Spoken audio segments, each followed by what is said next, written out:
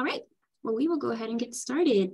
First of all, I'm incredibly excited to be here. And I'm really thankful that Meredith is allowing me the time and space to kind of speak with you all today about the All of Us research program and the data browser specifically. So my name is Sam. I'm a research projects coordinator working within the Data and Research Center, which is the DRC. So if we use that acronym, that's what that means. So today's presentation is intended to be interactive. So feel free to put questions in the chat, and myself or one of my colleagues will do our best to answer them as the presentation goes on. So if you do have questions, feel free to ask, and then I will try to answer them towards the end of the presentation. So specifically during today's presentation, we will learn considerations when formulating a research question, how to navigate the data browser and view a previous student's work to give you an idea of how they use the data browser, ways to apply information from the data browser to your research project, and then general information and resources that we have on the Research Hub that you can use in conjunction with the data browser.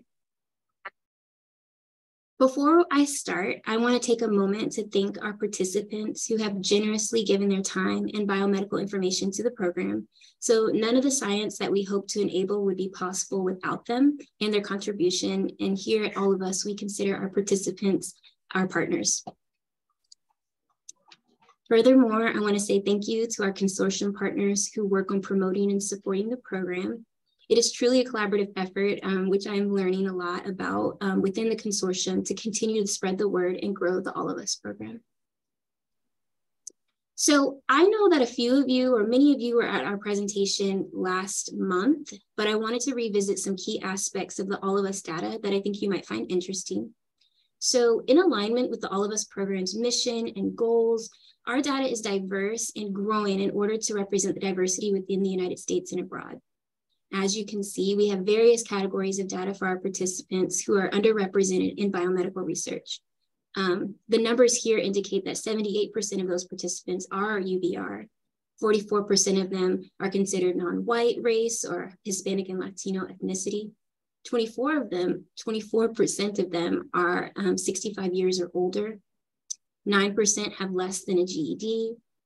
26% have an annual income of less than or equal to $25,000 a year. 10% are sexual and gender minorities, and 7% are in rural locations. I will note that our data set is not a statistical sample of the United States and may not accurately represent state level data, because we've gotten that question quite a bit.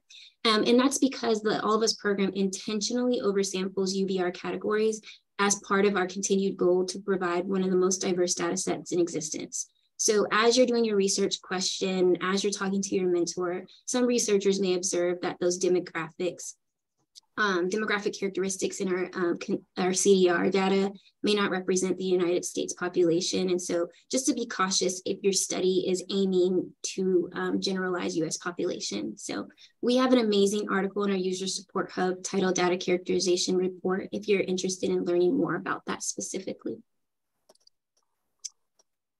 To review the data that we have available in All of Us program, I put this slide here. And so currently we have over 372,000 participants. That includes data from different types, surveys, electronic health records, physical measurements, and wearables. So our data is longitudinal. The All of Us data set follows participants as they move, age, develop, get sick, try treatments, etc. And that is what makes our data set very special.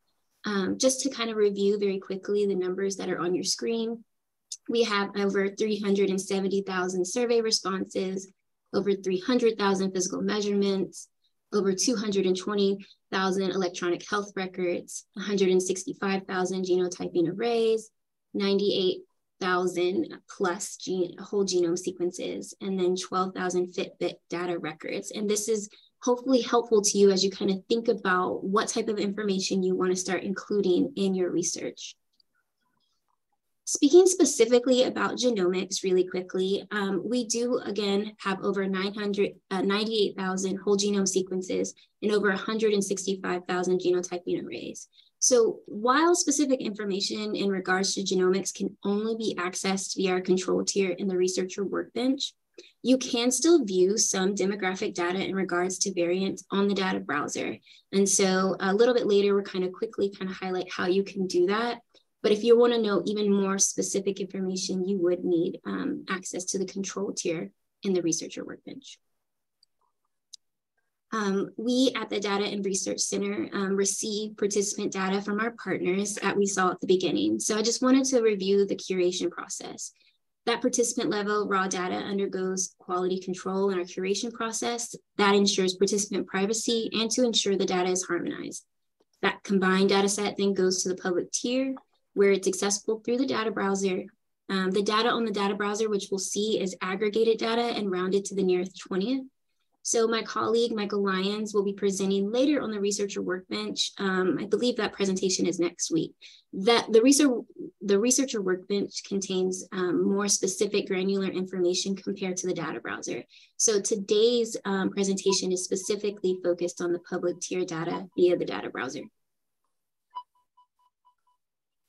So I thought before we dive into the data and the tools, it might be kind of nice to just think about how to formulate an investigational question. I wanted to review some general considerations when formulating a research question. And I hope that this information helps you stay within scope as you develop your research project and your poster. And so I will note this is a very high level overview, but feel free to get some additional input or create your own criteria or work in conjunction with your mentor as you formulate your research question. Okay, so I kind of started broadly. So broadly, a good research question I like to represent from the acronym FINER MAPS. So the first point is feasible. When you're thinking about your research question, feasibility just means, is it within your ability as an investigator or researcher? So are you able to carry it out? And the things you can consider are your sample size, your methodology. Is this feasible for you to take on? Is your topic interesting? There is nothing worse than picking a topic that you are not completely invested in. So I do recommend that you choose a topic in which you can stay motivated as you continue to work through your project. Novel. So it may be difficult at this level of your research career to create a novel idea, but that doesn't mean you can't think outside the box. So think about the established facts or findings on your topic. Think about the literature searches that you're doing. Is there anything else you wanted to know as you were doing that search? Were there any questions left unanswered? So the fun part about formulating a research question is you get the opportunity to showcase your imagination as a researcher. Ethical research should always be ethical and minimize any risk or harm to participants. But as researchers, keeping our research ethical allows us to maintain trust with our general community. So I do encourage you to make sure that your research is incredibly ethical. Relevant. So is your research question preferably relevant to the things that you're thinking of? So your question should arise from issues raised in current Did they go out? or practice. It should establish a clear purpose in your research in relation to the chosen field. So kind of make sure that your question is relevant. I know there is some criteria for the Research Scholars Program. So I would encourage you to think and make sure your question is relevant to the scope of that rubric. Is it manageable? So this is closely linked to feasibility. I just want you guys to ensure that the project you're taking on is within the scope of your skill and knowledge and can operationally be managed while you tackle a bunch of other things as well. Is your research question appropriate? Is it appropriate for the scientific and academic community? Does it have potential value and publishability? Can the study make significant health impacts in clinical and community practices? Can it contribute to the general knowledge base within the academic community? And lastly, is your research question, I would just say when you're creating it, make sure it's systematic. Ensure that the plan and approach you're taking has a stepwise approach. This will kind of keep you on track and within scope as you continue to work on your project. As you work on it, you'll notice that everything doesn't always go as planned, but having this stepwise approach and systematic review will help you stay on track, even when things kind of throw you for a loop. When approaching a clinical research question, these are some additional considerations that I thought we could go over today. So specifically for clinical research questions, you want to talk about the population of interest. What is your target population? Okay, consider the specific characteristics, demographic information you want to include. Are we talking age, gender, sex at birth, conditions? What is it that you're hoping to look for? Are there specific interventions or treatments of interest? So if this is applicable, think about, is there a current standard of care and how your research question relates to it? So for use in the data browser, you may not be interested in specific treatment, but those of you who continue your work in the Workbench, this might be a consideration to take into thought. A control or comparison group. You can use the All of Us data set to look at various groups or populations, but if you wish to look at a comparison group, that would be a great way to kind of gauge or use a comparison group as a standard. You're also able to look at current literature, other sources for comparison. And then outcome, what are you hoping to find out from your question? Thinking of the outcome will help you frame your initial hypothesis. So a long time ago, there were clinicians that said, okay, at what age are women becoming diagnosed with cancer? That a question initially formed many years ago that led to the current data-driven preventative measurement guidelines that we have for breast cancer screenings, such as annual mammographies and screening age risk. Like at what age group should we start screening women for these criteria? So even though you might not get to the outcome, thinking of your outcome that you would like will still help you formulate that research question. So for example, let's say that our population of interest is a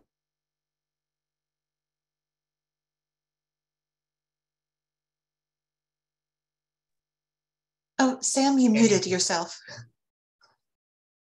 Didn't even touch my screen. Thank you for telling me. So let's say that the population of interest, again, adult males, is based on sex assigned at birth, ages 18 through 65. Adult female, sex assigned at birth, is your control group, ages 18 to 65. That intervention or that treatment of interest or that standard of care you're considering is maybe hypertension screenings at a routine office visit. And then your outcome could potentially be like the proportion or, the odds of being screened, et cetera. So kind of keeping that overview there will help you stay within scope. Okay.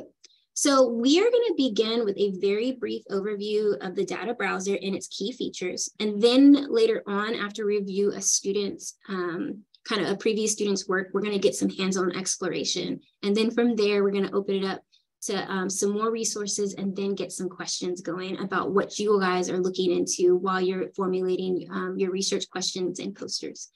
Just a friendly reminder that the data browser is our publicly available public tier, which is available now. So this is, again, summary statistics and aggregated counts. So I just kind of wanted to make that clear. So the data browser is located under the Data and Tools tab in the Research Hub, which we will open up a little bit later. So this is where that aggregate data is located. It is de-identified and rounded to 20. So from here, you can explore all the various things that we have within the data set. That includes different domains of EHR data, genomics data, physical measurements and wearables and survey questions. So when you go ahead and click in this search bar, you can get the information that you're interested in. And so this is what it will look like when you get to that initial landing page for the data browser. So let's say for some reason today, I am very interested in hypertension. And so I click, search the keyword hypertension in the search bar. So all the data that we have in our data set that contains hypertension or related to this condition will then populate below. So it looks like all 4 of the domains for EHR data pops up, and then 2 survey questions will then pop up. And the surveys are participant provided information. So if I decided I wanted to click into more of the conditions domain within the EHR, and I said, okay, what conditions are being populated for hypertension? So it takes me to this page, and it has all the matching medical concepts related to the hypertensive conditions. So you can kind of see at the top of our screen, it'll list it by the top 10 conditions, and then there's a bar graph of participant count for that top 10, okay? So then below the bar graph, you get into those specific conditions. So here we have hypertensive disorder, essential hypertension, benign essential hypertension. And so it'll name all of those conditions, the participant counts, and then that percent of the participant counts. So when you're in the data browser, there's a lot of helpful links. So I do encourage you to kind of click around on all of these things. So let's say I click on hypertensive disorder, it's going to bring me to this page. So then I can get more aggregated data and I can specify it whether I want it to be sex assigned at birth, age, or sources. Okay, so before I move on, I just want to make a very, very quick note about sex at birth. Sex at birth is not equivalent to gender. And so I just wanted to make that distinction. Gender is not available. Gender demographics are not available within the data browser. So if you are using this here, sex assigned at birth, just make sure you clarify that in your poster or presentation. So I want to know more, so I clicked on sources. And so within sources, it then brought me to account breakdown and SNOMED codes. And so these are hierarchical codes. So we have hypertensive disorder, but essential hypertension is bundled up under a type of hypertensive disorder, et cetera. So you can click on all of those to see even more specific information about those hypertensive disorders. And then you can see those counts. So the data browser doesn't require registration. You just need to kind of look and gauge and see, does the data set have what I'm looking for? All right, so let's look at a specific question that a previous student in the Research Scholars Program actually asked and how they use the data browser to answer that question.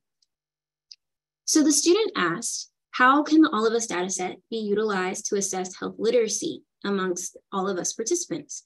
And I thought this was a really great question and a very relevant question at that. So the student started by determining their variables of interest within the All of Us quantitative or qualitative survey data. So they chose to look at health literacy screening for all participants. And so the student then examined data tables from the All of Us data browser on their variable of interest, specifically went to surveys. And the survey that they used was the overall health survey. And these were the 3 questions that they looked at responses from. Then the student explored the data snapshots for overall participant demographics, survey questions based on sex at birth and age, and then when that survey was taken, and then compared the information to each other. So this is essentially what the student found.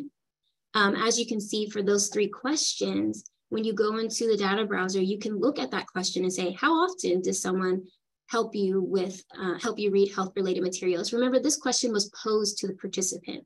And so these are the different responses available and the concept codes associated with those responses and the participant count for the responses answered. And so that might be helpful information. And so they looked at all of these side by side. So based on that, I'll take a really quick pause. If you have any questions before we keep going, if not, I would really encourage you to grab a device or use your current device and maybe open up the data browser, as we're going to get some hands-on exploration. So if you guys want, you can follow me here to researchallofus.org. Feel free to work independently and look through this while I just kind of give a click-through demonstration on how to kind of use the tools in the data browser. And so we'll just take the next 3 to 5 minutes to kind of look at this information. Feel free to explore on your own or follow along with me. Can everyone still see my screen okay? I'm assuming. Yes. Yes. Okay. So first of all, the data browser again is housed right here in our research hub, which has a plethora of information. Specifically, it's in the data browser under the data and tools. So this would be the landing page if you guys decided to kind of go straight from the research hub. All right, so let's all, if you're following along with me, let's all click on the data browser. And so I thought, this time I won't do hypertension. I thought we can kind of work through an exercise together. So essentially, I have been dealing with shoulder pain. So I wanted to know, is there any information about shoulder pain in the data browser? So I would just search the keyword shoulder pain. And let's see what information that is going to populate below. So for shoulder pain, I only have conditions within the EHR domains, just conditions. So let's say, I wanted to get some more information. So then I'm going to redefine my search and just look for pain. Aha, I got more. So I have all 4 domains within EHR. I have some survey questions as well. So again, if you click on conditions, it will populate here. And as you can see, you'll get your top 10 conditions. And so pain in the upper limb, there we are. Let's say we want to look there. And I click into it and I see our bar graphs. We can look at sex assigned at birth. We can look at age at first occurrence of this record, and then sources. So look, shoulder pain. I got even more information compared to when I did my initial search. And let's say I want to look even specifically there, I can click on shoulder pain and look at the source codes. So this is for ICD-10. And so this is a great example of how sometimes if you put information into the keyword and it's not giving you what you want, kind of think a little bit outside of the box as another way to look at this. I also want to look at whatever survey. Let's go back. Let's see what the survey information provided. So we have the overall health survey, we have our COPE survey, and their COPE minute survey. So I'm going to click into our COPE survey here. And it looks like we have this many participants who completed the survey and 2 of the questions, 2 that are matching. So in the past month, have you been sick for more than 1 day with a new illness or flu-like symptoms? So maybe they related that to pain. And when I click on it, I get even more information on the answers. So the answers were available. The answers that were available were no, yes, skip, do not answer. And so you can kind of look and see all of that participant counts based on the answers that they gave. And that's really helpful as well.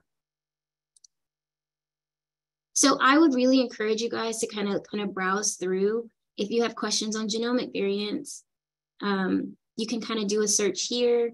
You can also look at the participant demographics. I just want to know this is self-reported, whose genomic data is available in the researcher workbench. And so you can also browse there to get more information about that. So that's kind of what the data browser would look like. One thing I kind of want to mention is that the FAQs, the introductory videos, and the user guide are also really great tools. So you can just click on any of those if you need help, if you feel like you aren't getting what you want, if you just kind of want to know more about the data browser itself, feel free to click any of those at any time. Okay. So now that we've viewed the data browser, we've viewed a student question, you're probably asking yourself, well, how is this even going to apply to me in my research project and poster as I prepare to give this presentation in the new year?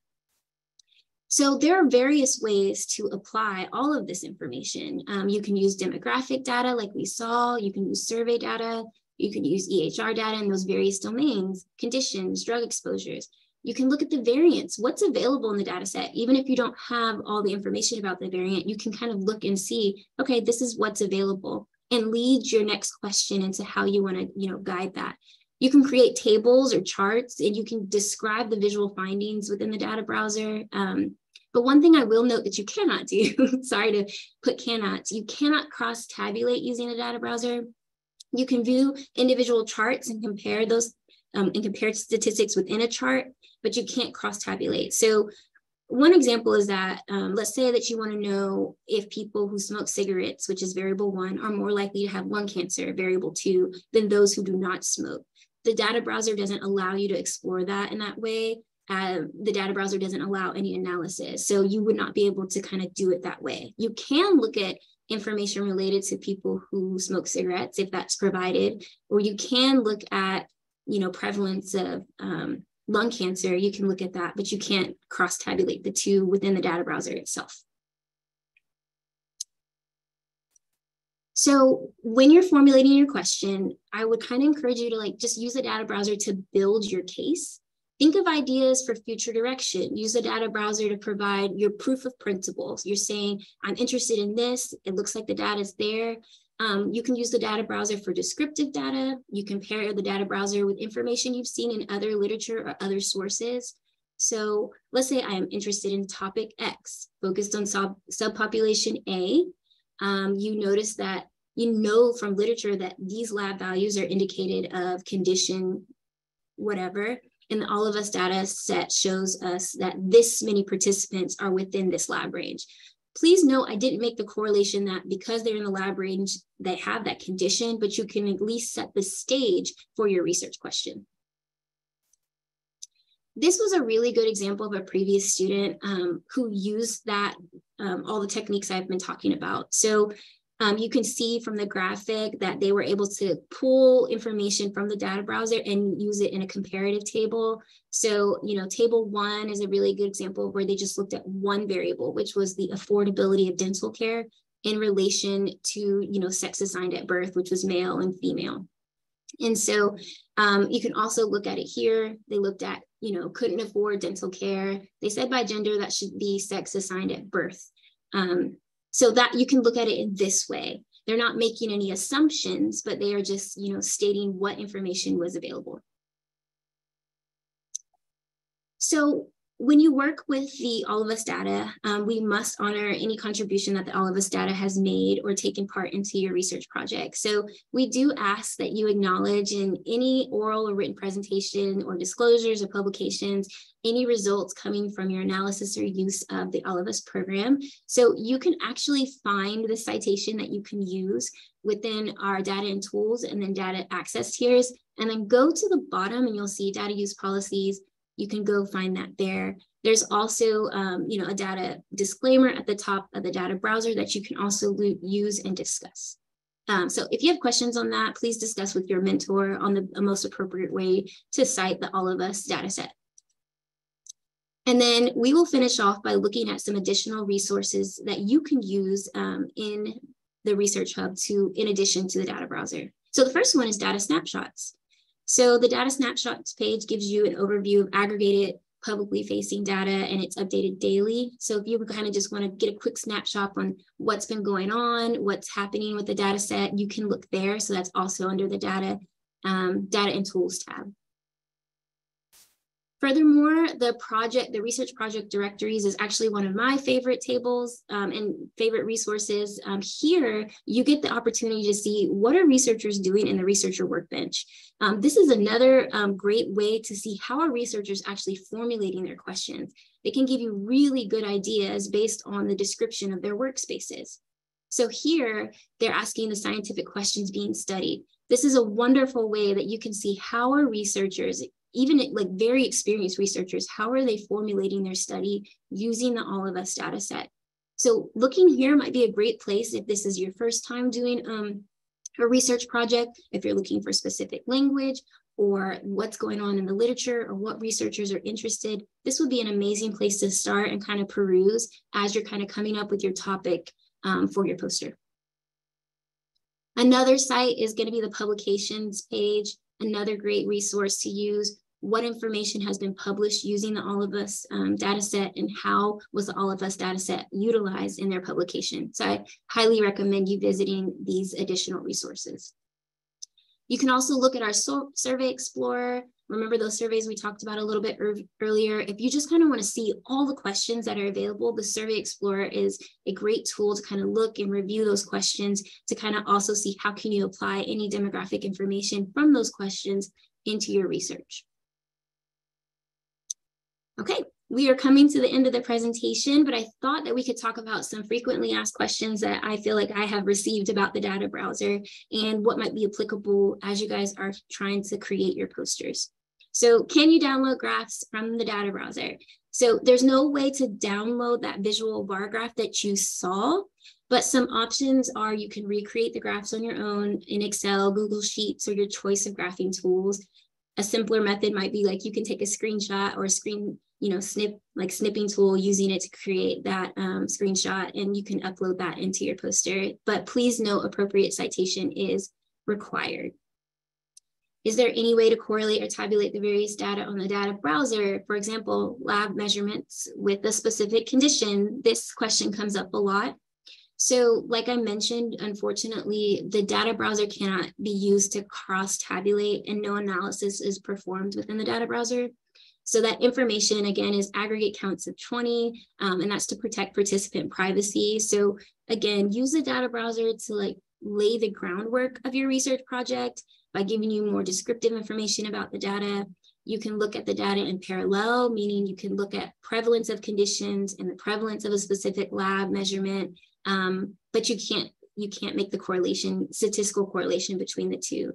To be good ethical researchers, we don't want to make assumptions about data. So if you have any questions, please let me know about that as well. Can I use information from the data browser and the researcher workbench? Please do. Use the data browser, the survey explorer, use all the tools on the research hub to help you before you even get into the researcher workbench. If you are going to get into the researcher workbench for your poster presentation, this is a great starting point as you're starting to create your question and create the information that you want to provide in your poster. So please use them in conjunction with each other. Another question I've received is, I cannot seem to find my topic when I search keywords. What should I do? Kind of how we saw a little bit earlier. So try thinking of another way to input into the search. So let's say I want to talk about inflammatory bowel disease. And when I type that in, I only get like 2 conditions that populate. Maybe you could be a little bit more specific and maybe search for ulcerative colitis or Crohn's, and you might be able to like populate and get more specific information that you are looking for. Okay, this has been the end of our presentation. I just want to say good luck, guys. I know that you guys can do it. I'm really excited to see all the information that you produce in your posters from this. If you want to help us connect with other researchers, if you want to help us do any other presentations, please email my great colleague, Ashley Green. She would be happy to set that up.